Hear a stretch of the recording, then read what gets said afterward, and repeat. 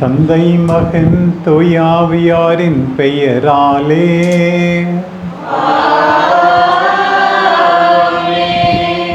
நம் ஆண்டவராகிய இயேசு கிறிஸ்துவின் அருளும் கடவுளின் அன்பும் தூயாவியாரின் நட்புறவும் உங்கள் அனைவரோடும் இருப்பதாக.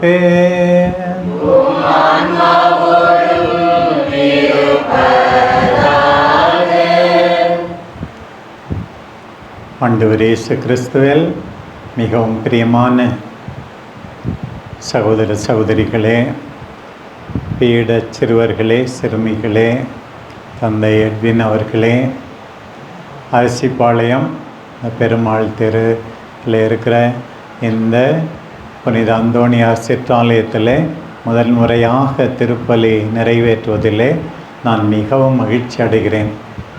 இன்றைக்கு ஏப்ரல் மாதம் 14ஆம் தேதி தமிழ் புத்தாண்டு. உங்கள் எல்லாருக்கும் ஹாப்பி நியூ இயர், புத்தாண்டு வாழ்த்துக்கள்.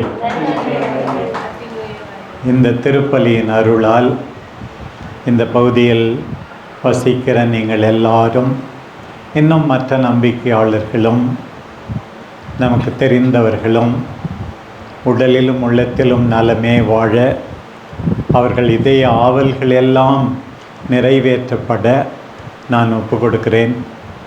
செவ்வாய்க்கிழமைன்னா ஏதாவது அந்தோணியார் கோயிலில் திருப்பலி நிறைவேற்றி மக்களோடு சேர்ந்து ஜெபிக்க வேண்டும் என்று எனக்கு ஆசை. நாங்கள் காரில் ஏறி உக்காந்த உடனே வேண்டிக்குவோம், கர்த்தர் கற்பித்த ஜெபம், அருளை, இந்த மாதிரியெல்லாம் சொல்லிவிட்டு கடைசியாக புனித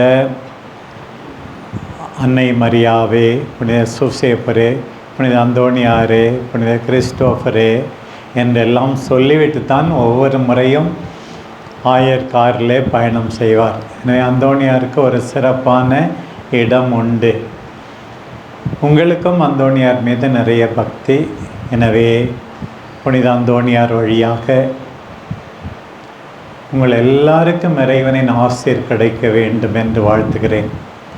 அந்தோணியாருடைய அழியா நாக்கு இருக்கிற, அந்தோணியாருடைய உடல் அடக்கம் செய்யப்பட்டிருக்கிற இத்தாலி நாட்டின் வடபகுதியில் இருக்கிற அந்த பதுவா நகருக்கு பல முறை நான் நேரிலே சென்றிருக்கிறேன், ஜெபித்திருக்கிறேன், அங்கே திருப்பலி நிறைவேற்றியிருக்கிறேன்.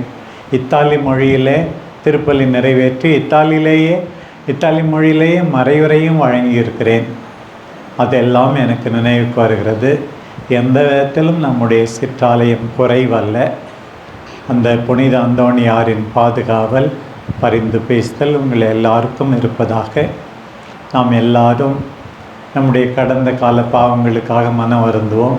குறிப்பாக இன்னும் கொஞ்சம் நல்லது செய்திருக்கலாம், செய்யாமல் விட்டோம்.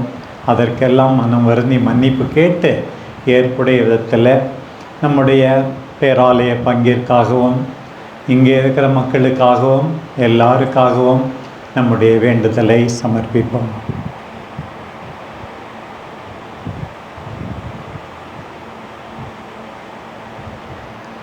எல்லாம் வல்ல இறைவனிடமும்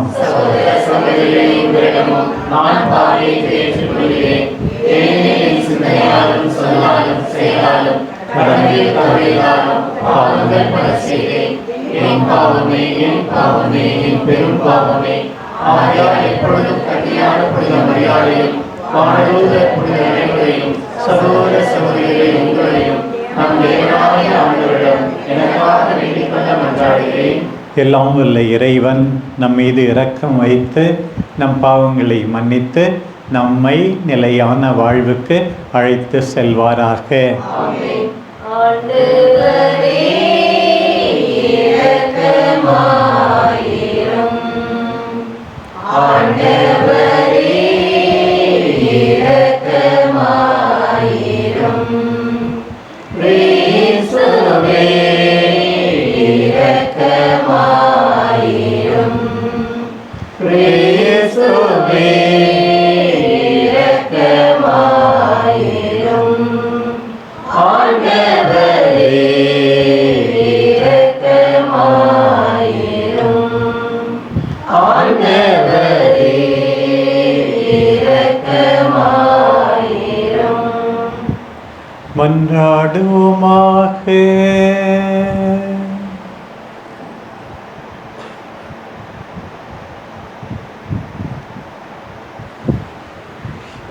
எல்லாம் வல்ல இறைவா, உயிர்த்தெழுந்த ஆண்டவரின் ஆற்றலை அறிவிக்க எங்களுக்கு அருள் புரிய உம்மை வேண்டுகின்றோம். அதனால் உமது கொடையின் பிணையை அவரில் பெற்றுக்கொண்ட நாங்கள் எங்கள் பாதுகாவலர் புனித அந்தோணியாரை போல அதன் முழுமையான வெளிப்பாட்டினை கண்டு கொள்ளும் தகுதி பெறுவோமாக. உம்மோடு தூய ஆவியாரின் ஒன்றிப்பில் இறைவனாய் என்றென்றும் வாழ்ந்து ஆட்சி செய்கின்ற எங்கள் ஆண்டவராகிய அதே கிறிஸ்து வழியாக உம்மை மன்றாடுகின்றோம்.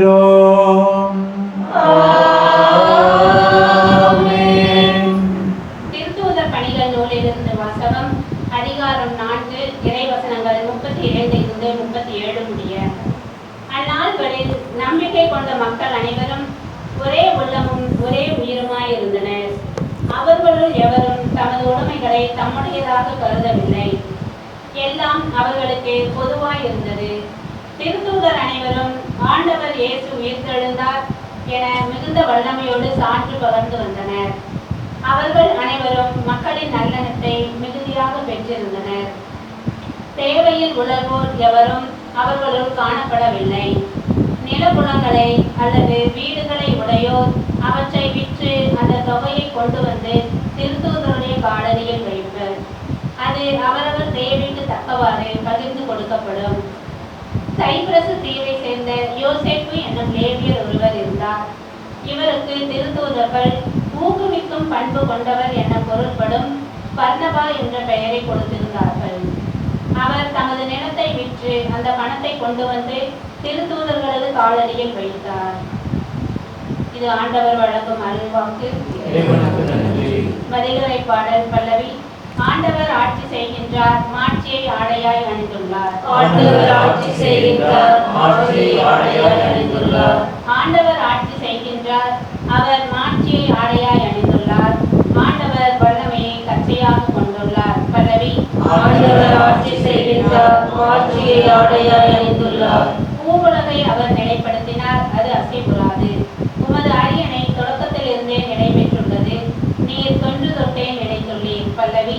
ஆண்டவர் ஆட்சி செய்கின்றார், மாட்சியை ஆடையாய் அணிந்துள்ளார். உம்முடைய ஒழுங்குமுறைகள் மிகவும் உறுதியானவை. ஆண்டவரே, என்றென்றும் தூய்மையே உமது இல்லத்தை அழகு செய்யும். பல்லவி. ஆண்டவர் ஆட்சி செய்கின்றார், மாட்சியை ஆடையாய் அணிந்துள்ளார். அல்லேலூயா, அல்லேலூயா, அல்லேலூயா, அல்லேலூயா, அல்லேலூயா, அல்லேலூயா, அல்லேலூயா, அல்லேலூயா. மானிட மகனில் நம்பிக்கை கொள்ளும் அனைவரும் நிலைவாழ்வு பெறும் பொருட்டு அவர் உயர்த்தப்பட வேண்டும். அல்லேலூயா, அல்லேலூயா, அல்லேலூயா, அல்லேலூயா, அல்லேலூயா. ஆண்டவர் உங்களோடு இருப்பாராக. உம் ஆன்மாவோடும் இருப்பாராக. யோவான் எழுதிய தூய நற்செய்தியிலிருந்து வாசகம். ஆண்டவரே, மாட்சி உமக்கே.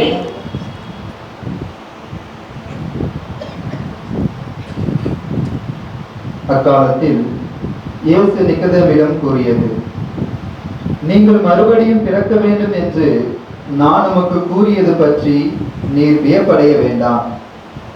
காற்று விரும்பிய திசையில் வீசுகிறது, அதன் ஓசை உமக்கு கேட்கிறது. ஆனால் அது எங்கிருந்து வருகிறது என்றும் எங்கு செல்கிறது என்றும் உமக்கு தெரியாது. தூய ஆவியால் பிறந்த அனைவருக்கும் இது பொருந்தும் என்றார். நிக்கதேம் அவரை பார்த்து, இது எப்படி நிகழ முடியும் என்று கேட்டார். அதற்கு இயேசு கூறியது, நீர் இஸ்ரவேல் மக்களிடையே போதகராய் இருந்தும் உமக்கு இது தெரியவில்லையே. எங்களுக்கு தெரிந்ததை பற்றியே பேசுகிறோம், நாங்கள் கண்டதை பற்றியே சான்று பகர்கிறோம். எனினும் எங்கள் சான்றை நீங்கள் ஏற்றுக்கொள்வதில்லை என உறுதியாக உமக்கு சொல்கிறேன். மண்ணுலகு சார்ந்ததை பற்றி நான் உங்களுக்கு சொன்னதை நீங்கள் நம்பவில்லை என்றால் விண்ணுலகு சார்ந்ததை பற்றி சொல்லும்போது எப்படி நம்ப போகிறீர்கள்? விண்ணகத்திலிருந்து இறங்கி வந்துள்ள மானிட மகனை தவிர வேறு எவரும் விண்ணகத்திற்கு ஏறி சென்றதில்லை. பாலை நிலத்தில் மோசேயால் பாம்பு உயர்த்தப்பட்டது போல மானிட மகனும் உயர்த்தப்பட வேண்டும். ஆண்டவர் இயேசு கிறிஸ்துவில் எனக்கு மிகவும் பிரியமான நம்பிக்கையாளரான என் சகோதர சகோதரிகளே, புனித அந்தோணியாரின் பக்தர்களே, உங்கள் எல்லாரையும் பார்ப்பதில் எனக்கு மிகவும் மகிழ்ச்சியாக இருக்கிறது. சிறிய குடும்பம், சிறிய சமூகம் ஒன்றிணைந்து ஜெபிக்கிற போது இன்னும் நெருக்கம் அதிகமாகிறது. இந்த உயிர்ப்பு காலத்தில் மீண்டும் மீண்டும் உயிர்த்த ஆண்டவரை கொண்டாடி மகிழ்கிறோம். இன்றைக்கு யோவான் நற்செய்தி 3ஆம் அதிகாரத்திலிருந்து இரவில் ஆண்டவரை பார்க்க போன நிக்கோதேமோவோடு ஆண்டவர் உரையாடுவதன் தொடர்ச்சி. இன்னைக்கு ஆண்டவர் அவரிடம் சொன்னது மீண்டுமாக நமக்கு நினைவுபடுத்தப்பட வேண்டும். ஒருவர் மீண்டும் பிறக்க வேண்டும். பிற சபையை சார்ந்தவர்கள் அடிக்கடி இந்த வார்த்தையை சொல்வார்கள், மீண்டும் பிறக்க வேண்டும், அதுவும் நீரினாலும் ஆவியினாலும் பிறக்க வேண்டும். கத்தோலிக்க திரு அவை திருமுழுக்கை பற்றி இதை குறிப்பிடுகிறது. நாம் எல்லாம் ஏற்கனவே ஒரு விதத்தில் மீண்டும் பிறந்துவிட்டோம் திருமுழுக்கினால். அதை தாண்டி நாம் எல்லாரும் ஆவியால் தொடப்பட்டு புது வாழ்வு தொடங்க வேண்டும். இப்போ சின்ன பிள்ளைங்க இருக்காங்கன்னா, இவ்வளோ நாள் ரொம்ப படிக்கலை, கஷ்டப்படலை, முயற்சி எடுக்கலை, திறமையை வளர்க்கலை. பெற்றோர்னா இன்னும் கொஞ்சம் தியாகம் செஞ்சுருக்கலாமோ, இன்னும் கொஞ்சம் பொறுமையாக இருந்திருக்கலாமோ, கஷ்டப்பட்டு வேலை செய்திருக்கலாமோ என்றெல்லாம் நினைத்து பார்க்கலாம். மீண்டும் பிறந்தால் நம் வாழ்வு ஒளி வீசும். நம்மால் மற்றவர்கள் மகிழ்ச்சி அடைவார்கள். அதுதான் மீண்டும் பிறப்பது. ஆண்டவர் சொன்னார், மீண்டும் பிறக்க வேண்டும் என்று ஆண்டவர் இன்றைக்கு உங்களையும் என்னையும் கேட்கிறார். நானும் மீண்டும் பிறக்க வேண்டும். துடிப்போடு ஆன்ம தாகத்தோடு ஆண்டவருடைய வார்த்தை எடுத்துரைக்க வேண்டும். அவருக்கு செவி சாய்க்கன்னு பெருசாக போட்டிருந்தால் மட்டும் போதாது. கோயிலில் பேசுபவர்களுக்கு காது கொடுத்து கேட்க வேண்டும். நானும் மீண்டும் பிறக்க வேண்டும், நானும் ஜெபிக்க வேண்டும், நானும் பக்தியோடு அருள் அடையாளங்களை நிறைவேற்ற வேண்டும், திருப்பலியை கொண்டாட வேண்டும். இதுதான் மீண்டும் பிறப்பது. பிரியமானவர்களே, உங்கள் குடும்பத்தில் நீங்கள் பணி செய்யும் இடங்களில் மீண்டும் நீங்கள் பிறக்க வேண்டும் என்று இந்த நேரத்திலே வாழ்த்துகிறேன். ஆண்டவர் நம்மிடமிருந்து எதிர்பார்க்கிறார். நிக்கோதேமோ அன்றைக்கு சரியாக புரிந்து கொள்ளவில்லை. இன்றைக்கு நாம் எல்லாரும் சேர்ந்து எவ்வளவோ கற்று தேர்ந்த நிக்கோதேமோ புரிந்து கொள்ளவில்லை. ஆண்டவரே, எங்களுக்கும் புரியவில்லை, ஆண்டவரே எங்களுக்கு கற்று தாரும் என்று நாமும் கேட்க தயாராக வேண்டும். நம்மை தாழ்த்தி கொள்ள தயாராக வேண்டும். இன்னொன்று, இன்றைக்கு முக்கியமான ஒரு செய்தி ஆண்டவர் சொன்னது, பாலைவனத்தில் பாம்பு மோசேயால் உயர்த்தப்பட்டது. அதை உற்று பார்த்தவர்கள் நலமானார்கள். ஆல்ரெடி ஏற்கனவே 3ஆம் அதிகாரத்திலேயே 19ஆம் அதிகாரத்திலே நடக்க இருப்பது யோவான் நற்செய்தியிலே நமக்கு படம் பிடித்து காட்டப்பட்டது. என்ன நடக்கிறது? சிலுவையிலே உயர்த்தப்பட்டார் ஆண்டவர். அன்றைக்கு ஆண்டவருக்கு எதிராக முணுமுணுத்தார்கள். அப்போது கடவுள் கட்டளையிட்டார், பாம்பை உயர்த்து, கொள்ளிவாய் பாம்பை உயர்த்து, அந்த பாம்பை எல்லாரும் பார்க்கட்டும், அவர்கள் நலமடைவார். குணமாக்கியது அந்த பாம்பு அல்ல, ஆண்டவர் மீது அவர்கள் கொண்டிருந்த நம்பிக்கை, கீழ்ப்படிதல். அதே போலத்தான் நீங்களும் நானும் பிரியமானவர்களை இப்போதுதான் கொண்டாடினோம் புனித வாரத்தை, பெரிய வெள்ளிக்கிழமையை, உயிர்ப்பை. இந்த சிலுவையில் அறையுண்ட ஆண்டவரை உற்று பார்த்தால் நாம் வாழ்வோம். அடிக்கடி நாம் பார்க்க வேண்டியது சிலுவையில் உயர்த்தப்பட்ட நம் ஆண்டவர் இயேசுவை என்று நமக்கு உரைக்கப்படுகிறது. பாருங்கள், சிலுவையை உற்று பாருங்கள். சிலுவை அன்பின் அடையாளம், தியாகத்தின் அடையாளம், பொறுமையின் அடையாளம், மன்னிப்பின் அடையாளம், தாட்சியின் அடையாளம். எத்தனை பாடங்கள் இந்த சிலுவையிலிருந்து! சிலுவையை உற்று பார்ப்பவர்கள் மீண்டும் பிறப்பார்கள், புதிதாய் பிறப்பார்கள். இந்த நல்ல நாளிலே ஆண்டவர் நம் எல்லாருக்கும் இந்த செய்தியை கொடுக்கிறார். இன்றைய முதல் வாசகம் திருத்தூதர் பணி 4ஆம் அதிகாரத்திலிருந்து எடுக்கப்பட்டது. 2 நாளைக்கு முன்னாடி நம்ம எடப்பாடியில் காலையில் 5 மணிக்கு திருப்பலி பாஸ்கா முடிந்து நான் திருப்பலி நிறைவேற்றினேன். அப்போது 2ஆம் அதிகாரத்திலிருந்து முதல் நம்பிக்கையாளர்களின் கிறிஸ்தவர்களின் வாழ்க்கை முறை அங்கே சொல்லும்போது அந்த 2ஆம் அதிகாரத்தில் நம்ம எல்லாருக்கும் 4 தூண்கள் இருக்கிறது அப்படின்னு நான் சொன்னேன். சில பேர் கேட்டிருக்கலாம், சில பேர் கேட்காம இருக்கலாம். அந்த மறையுரையில் முதல் தூண் இறை வார்த்தையை கேட்பது, இறை வார்த்தையை கேட்பது. 2வது தூண் அப்பத்தை பிடுவது. 3வது தூண் நட்புறவு. 4வது தூண் இறை வேண்டல். திருப்பி சொல்லும்போது முதல் தூண் இறை வார்த்தையை கேட்பது, 2வது தூண் அப்பத்தை பிற்பது, புனிதமிகு நற்கருணை, 3வது தூண் நட்புறவு. எல்லாம் ஒன்றா இருக்கணும் அப்படி. 4வது தூண் இறை வேண்டல் செய்வது. இந்த 4 தூண் இல்லைன்னா வீடு விழுந்துடும், கட்டடம் விழுந்துடும். கிறிஸ்தவ வாழ்க்கை என்னும் வீடு விழுந்துவிடும் என்று நான் சொன்னேன்.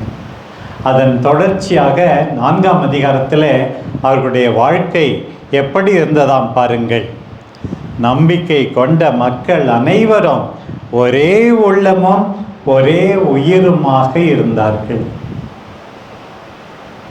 நம்பிக்கை கொண்ட எல்லாரும் ஒரே உள்ளமும் ஒரே உயிருமாக இருந்தார்களாம் பாருங்கள். ஒற்றுமை, சமாதானம், அமைதியான வாழ்வு. நான் அன்னைக்கு கூட சொன்னேன், ஜெபம் பண்ண போதாது, ஜெப கூட்டத்தில் கலந்துக்கிட்டால் போதாது, கோயிலுக்கு டெக்கரேஷன் பண்ண போதாது, உண்டியில் காசு போட்டால் போதாது. இதெல்லாம் நல்லது தான். உங்கள் வீட்டில் எவ்வளவு வேறுபாடுகள் இருந்தாலும் ஒரே உள்ளமும் ஒரே உயிருமாக இருந்தார்கள். நான் சில வீடுகளை சந்திக்க போயிருக்கேன். பிஷப்பாவத்துக்கு முன்னாடியும் போனேன், இப்போவும் போகிறேன். அவங்கெல்லாம் ஒற்றுமையாக இருக்கிறது பார்த்தா முகத்திலே தெரிஞ்சிடும். ஏதோ பிஷப் வந்திருக்காருன்னு சொல்லிட்டு அன்றைக்கி ஒற்றுமையாக நடித்தாலும் நான் கண்டுபிடிச்சிருவேன். கொஞ்சம் கொஞ்சம் ஒன்றா இருக்க மாதிரி சில பேர் நடிப்பாங்க, அதுவும் கண்டுபிடிச்சிருவேன். ஒற்றுமையாக இருக்கிற குடும்பங்களை பார்த்து எனக்கு ரொம்ப சந்தோஷமாக இருக்குது. சில பேர் சொல்லியிருக்காங்க, சாமி இறைவார்த்தையை கேட்டு, ஜெபத்தை கேட்டு, உங்கள் மறைவுரையை கேட்டு எல்லாரையும் மன்னிச்சிட்ட சாமி, சமாதானமாக இருக்கும் சாமி. அதை விட எனக்கு எந்த புதுமையுமே வேணாம், அதான் எனக்கு ரொம்ப சந்தோஷம். பாருங்க, இன்னைக்கு எழுதியிருக்கு பாருங்க, நம்பிக்கை கொண்ட மக்கள் அனைவரும் ஒரே உள்ளமும் ஒரே உயிருமாய் இருந்தனர்.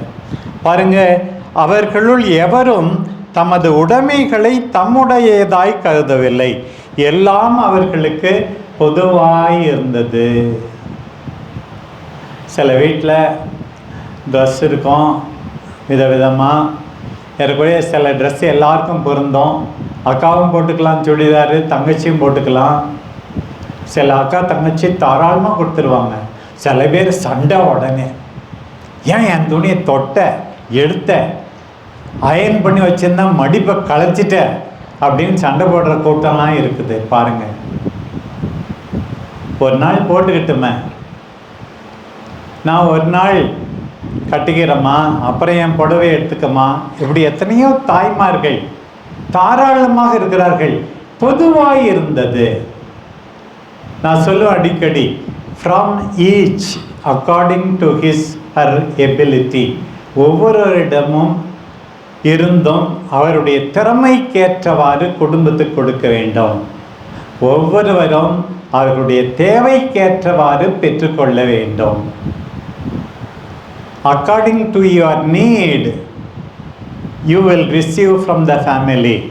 According to your ability, you have to give to the family.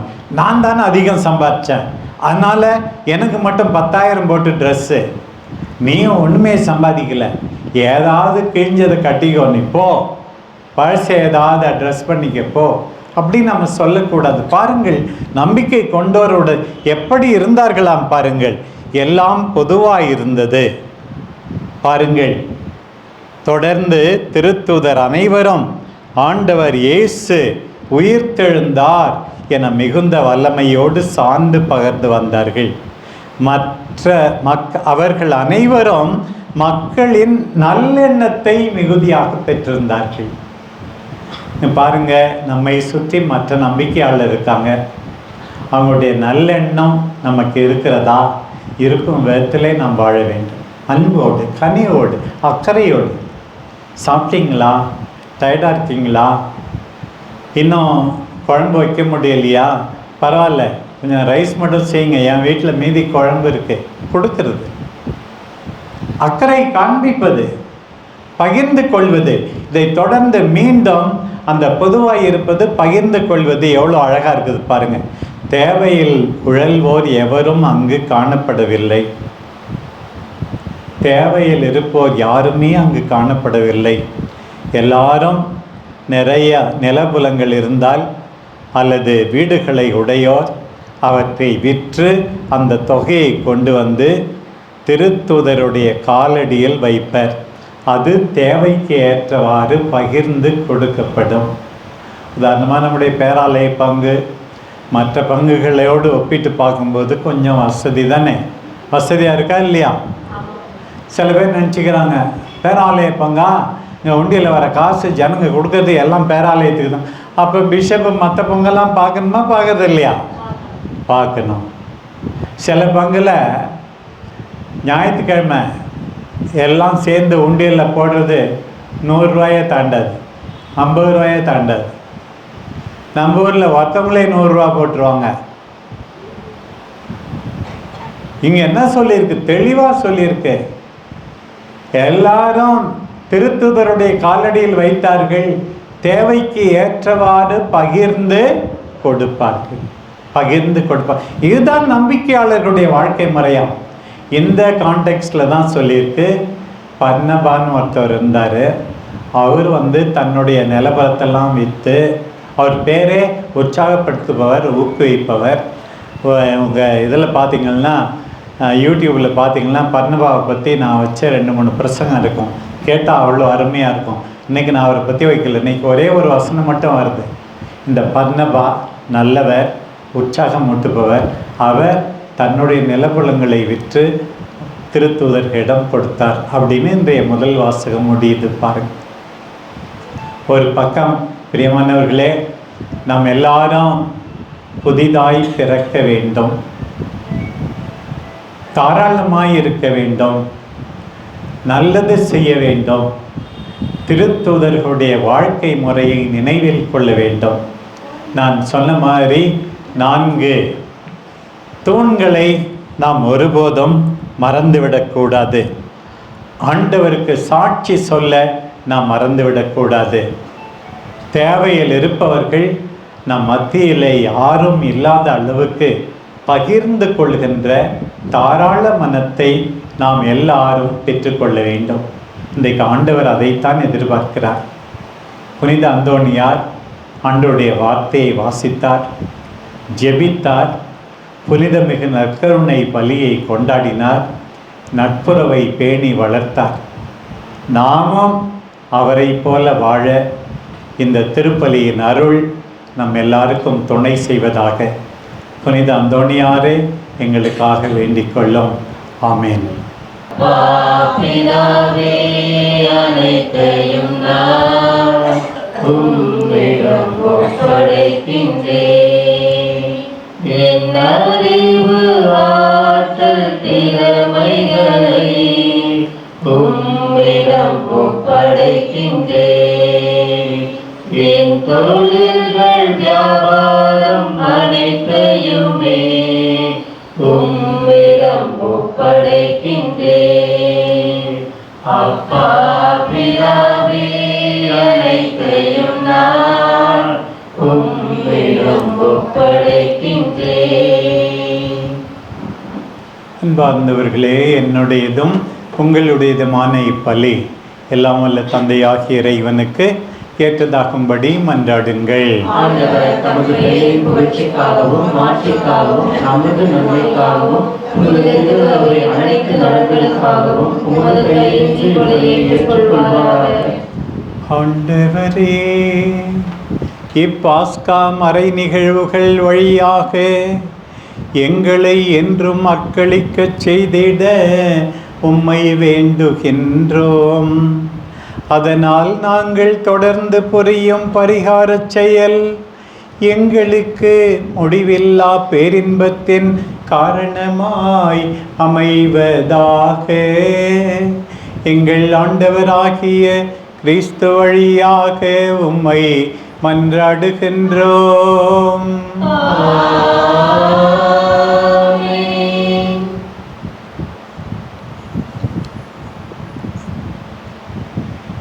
ஆண்டவர் உங்களோடு இருப்பாராக. உம் ஆன்மாவோடும் இருப்பாராக. இதை எங்களை மேலே எழுப்புங்கள். ஆண்டவரிடம் எழுப்பியுள்ளோம். நம் இறைவனாகிய ஆண்டவருக்கு நன்றி கூறுவோம். அதுவே தகுதியும் நீதியுமானது. ஆண்டவரே, எக்காலத்திலும் உம்மை புகழ்ந்துரைப்பதும் சிறப்பாக எங்கள் பாஸ்காவாகிய கிறிஸ்து பலியான இக்காலத்தில் உம்மை இன்னும் மிகுதியாக வாழ்த்தி போற்றுவதும் மெய்யாகவே தகுதியும் நீதியுமாகும். எங்கள் கடமையும் மீட்புக்குரிய செயலுமாகும். கிறிஸ்து எங்களுக்காக இன்னும் தொடர்ந்து தம்மை கையளித்து உமது திருமுன் இடையராது பரிந்து பேசி எங்களை பாதுகாத்து வருகின்றார். பலியான அவர் இனிமேல் சாக மாட்டார். கொலையுண்ட அவர் என்றென்றும் வாழ்கின்றார். ஆகவே வானதூதர் புனிதர் அனைவரோடும் சேர்ந்து நாங்களும் உம்மை புகழ்ந்து முடிவின்றி பாடுவதாவது: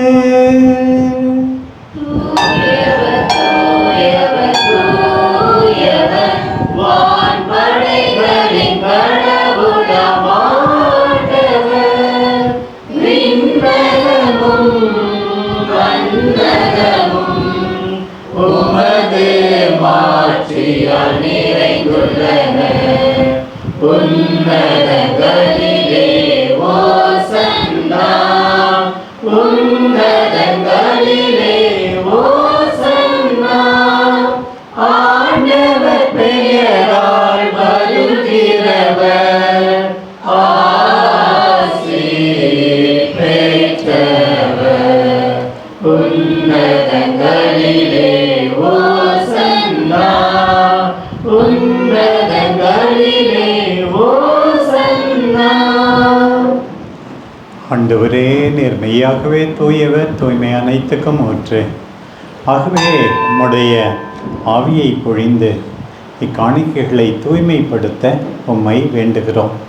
இவ்வாறு எங்கள் ஆண்டவர் இயேசு கிறிஸ்துவின் உடலாகவும் இரத்தமாகவும் இவை எங்களுக்கு மாறுவனவாக. அவர் பாடுபட உளம் கனிந்து தம்மை கையளித்த போது அப்பத்தை எடுத்து உமக்கு நன்றி செலுத்தி அதை பிட்டு தம் சீடருக்கு அளித்து அவர் கூறியதாவது: அனைவரும் இதிலிருந்து பெற்று உண்ணுங்கள், ஏனெனில் இது உங்களுக்காக கையளிக்கப்படும் என் உடல்.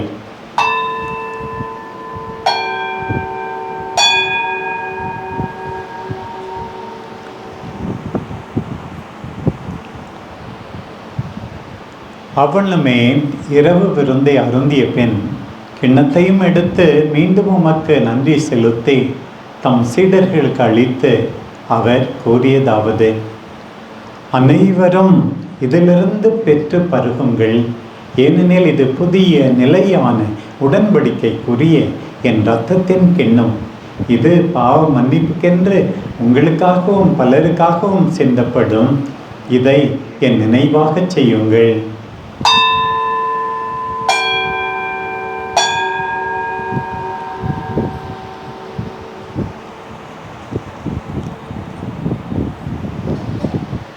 நம்பிக்கையின் மறை பொருள். ஆண்டவரே, நீர் வருமளவும் உமது இறப்பினை அறிக்கையிடுகின்றோம். உமது உயிர்ப்பினையும் எடுத்துரைக்கின்றோம். ஆகவே ஆண்டவரே, நாங்கள் கிறிஸ்துவின் இறப்பினையும் உயிர்ப்பினையும் நினைவு கூர்ந்து வாழ்வு தரும் அப்பத்தையும் மீட்பளிக்கும் கிண்ணத்தையும் உமக்கு ஒப்பு கொடுக்கின்றோம். உம் திருமுன்னிருந்து ஊழியம் புரிய தகுதியுள்ளவர் என எங்களை ஏற்றுக்கொண்டீர். எனவே உமக்கு நன்றி செலுத்துகின்றோம். மேலும் கிறிஸ்துவின் உடலிலும் இரத்தத்திலும் பங்கு கொள்ளும் எங்களை தூய ஆவியார் ஒன்று சேர்க்க வேண்டும் என தாழ்மையுடன் மன்றாடுகின்றோம். ஆண்டவரே, உலகெங்கும் பரவியிருக்கும் உமது திரு அவையை நினைவு கூர்ந்தருளும். எங்கள் திருத்தந்தையிலேயோ எங்கள் ஆயர் ராயப்பன் எல்லா திருநிலையினர் ஆகிய அனைவரோடும் உமது திரு அவை அன்பில் நிறைவு பெறச் செய்தருளும்.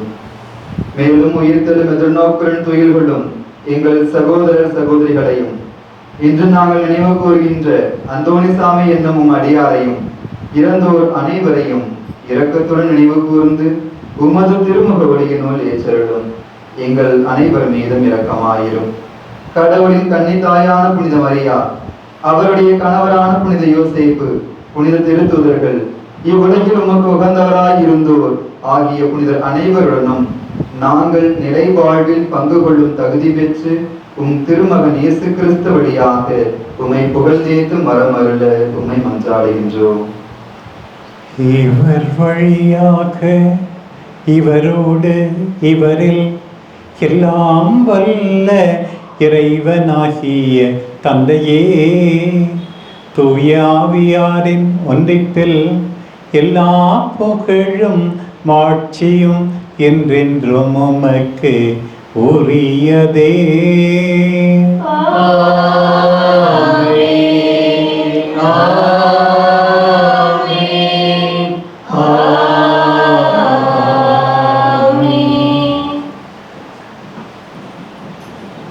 நம்பிக்கை கொண்டோர் அனைவரும் இறை வேண்டலில் நிலைத்திருந்தார்கள்.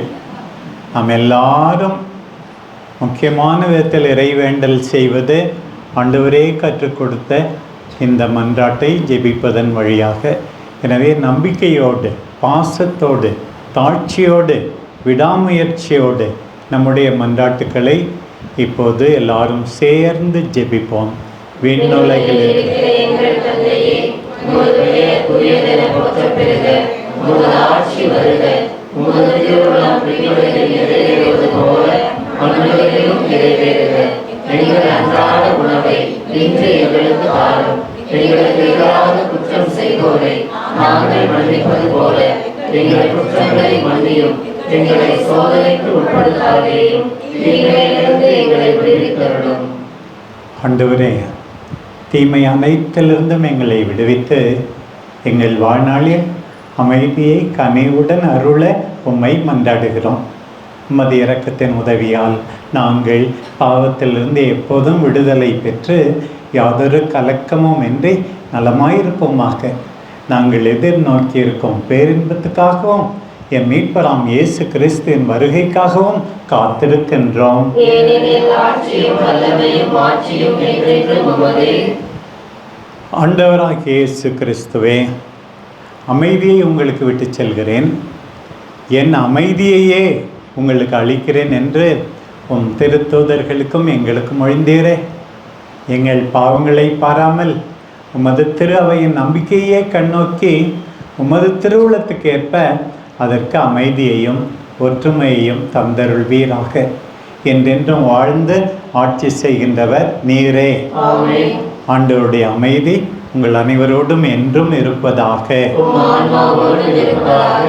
ஒருவருக்கொருவர் அமைதியை பகிர்ந்து மகிழ்வோம். உலகின் பாவங்களை போக்கும் இறைவனின் செம்மறியே, எங்கள் மேல் இரக்கமாயிரும். உலகின் பாவங்களை போக்கும் இறைவனின் செம்மறியே, எங்கள் மேல் இரக்கமாயிரும். உலகின் பாவங்களை போக்கும் இறைவனின் செம்மறியே, எங்களுக்கு அமைதி அளித்தருளும்.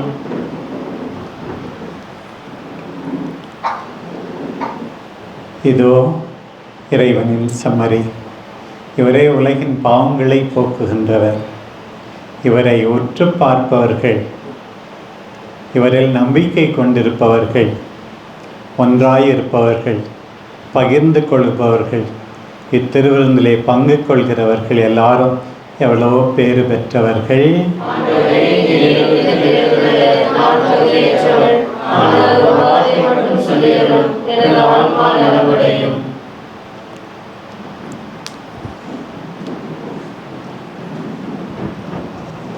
பாடல் எண் 140.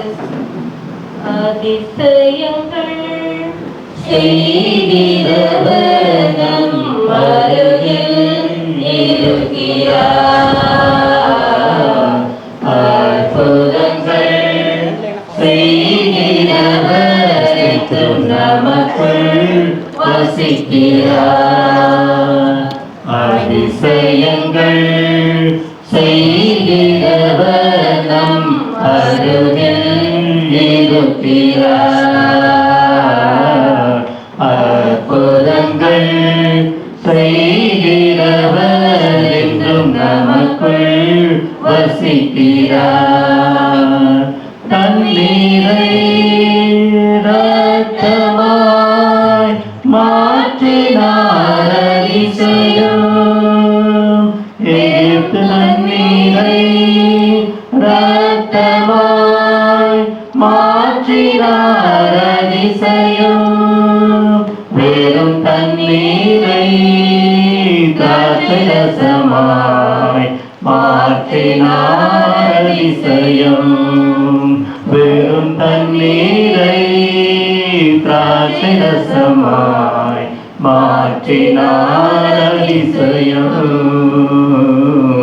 அதிசயங்கள் செய்கிறவர் நம் அருகில் இருக்கிறார். அற்புதங்கள் செய்கிறவர் என்றும் நமக்குள் வசிக்கிறார். செங்கடலை இரண்டாக பிரித்தார் அதிசயம். செங்கடலை இரண்டாக பிரித்தார் அதிசயம். புயல் காற்றை தம் ஆணையாலே அடக்கினார் அதிசயம். புயல் காற்றை தம் ஆணையாலே அடக்கினார் அதிசயம். அதிசயங்கள் செய்கிறவர் நம் அருகில் இருக்கிறார். அற்புதங்கள் செய்கிறவர் என்றும் நமக்குள் வசிக்கிறார். குருடருக்கும் செவிடருக்கும் சுகம் தந்தார் அதிசயம். குருடருக்கும் செவிடருக்கும் சுகம் தந்தார் அதிசயம். ஒரு சொல்லாலே மரித்தோரை எழுப்பினார் அதிசயம். ஒரு சொல்லாலே மரித்தோரை எழுப்பினார் அதிசயம். அதிசயங்கள் செய்கிறவர் நம் அருகில் இருக்கிறார். அற்புதங்கள் செய்கிறவர் என்றும் நமக்குள் வசிக்கிறார். பாவியான என்னையோ உயர்த்தினார் அதிசயம். பாவியான என்னையோ உயர்த்தினார் அதிசயம். ஏழையின் மீதும் நேசக்கரம் நீட்டினார் அதிசயம். ஏழையின் மீதும் நேசக்கரம். மன்றாடுவோமாக.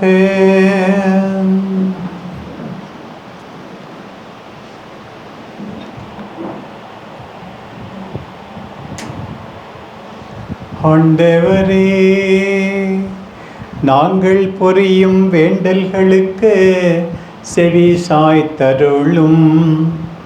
அதனால் எங்கள் மீட்பின் இப்புனிதமிக்க பரிமாற்றம் எங்களுக்கு இவ்வுலக வாழ்வில் உமது அருளுதவியை அளித்து என்றென்றுமுள்ள மகிழ்ச்சிக்கான உறுதியை அளிப்பதாக.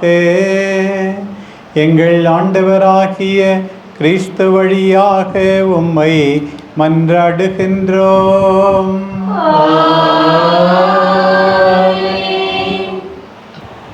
ஆண்டவர் உங்களோடு இருப்பாராக.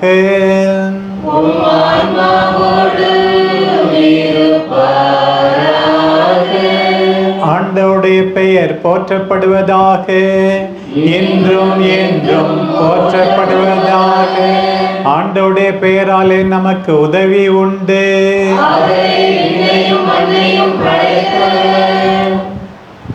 தம் ஒரே மகனின் உயிர்ப்பால் மீட்பின் பயனையும் தம் பிள்ளைகளாகும் பேற்றையும் உங்களுக்கு அளிக்க திருவுளம் கொண்ட இறைவன் புனித அந்தோணியாரின் பரிந்து பேசுதல் வழியாக நீங்கள் என்றும் அவரோடு மகிழ்ந்திருக்க அருள்வாராக. அவரது மீட்பால் முடிவில்லா விடுதலை எனும் கொடையை பெற்றுக்கொண்ட நீங்கள் அவரது இரக்க பெருக்கால் நிலை வாழ்வின் உரிமை பேற்றை பெறும் தகுதி பெறுவீர்களாக. புது பிறப்படையும் நீங்கள் புனித அந்தோணியாரின் பாதுகாவலால் உடல் உள்ள நலத்தோடு என்றும் மகிழ்ச்சியாக இருந்து விண்ணக வீட்டை அடையும் தகுதி பெறுவீர்களாக. எல்லாம் வல்ல இறைவன் தந்தை மகன் தூயாவியானவர் உங்கள் அனைவரையும் ஆசீர்வதிப்பாராக.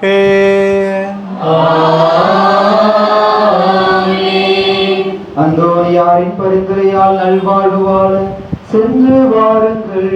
வாழ்க்கை பலி தொடர்கிறது. அல்லேலூயா அல்லேலூயா.